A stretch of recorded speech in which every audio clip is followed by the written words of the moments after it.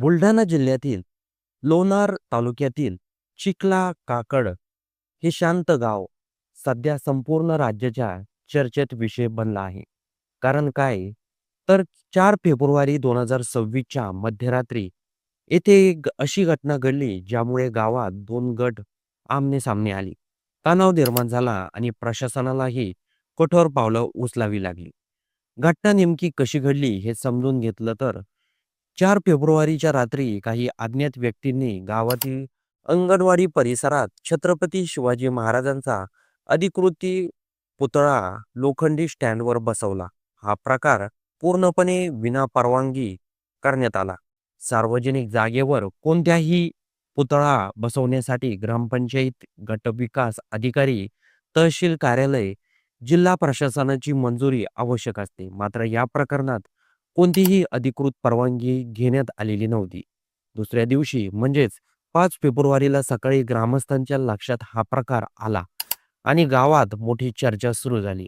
काही ग्रामस्थांनी हा पुतळा कायम ठेवण्याची भूमिका घेतली, कारण तो छत्रपती शिवाजी महाराजांचा यांचा आहे आणि त्यांच्याविषयी प्रचंड आदराची भावना आहे.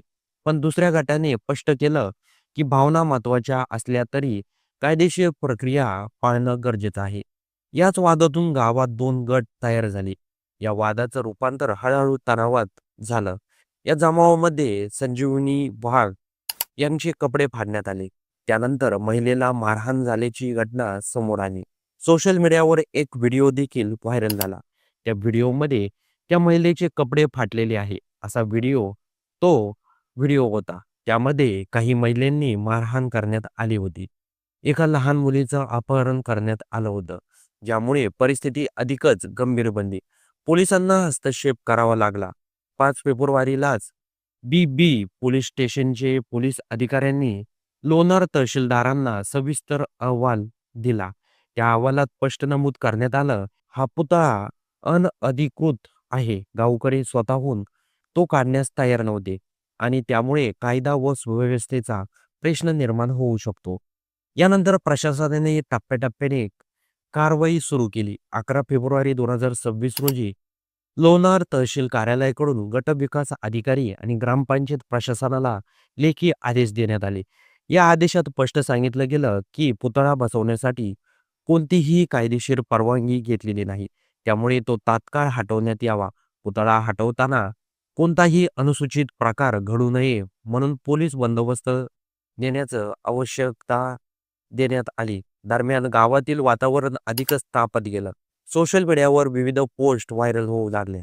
अफवांना उधाण आलं आणि त्यामुळे प्रशासनाने आणखी कठोर पावलं उचलली. 22 फेब्रुवारी 2026 रोजी मेहकरचे उपविभागीय दंड अधिकारी यांनी भारतीय नागरी सुरक्षा संहिता 2023 चे कलम 163 म्हणजेच जून कलम 144 लागू केले.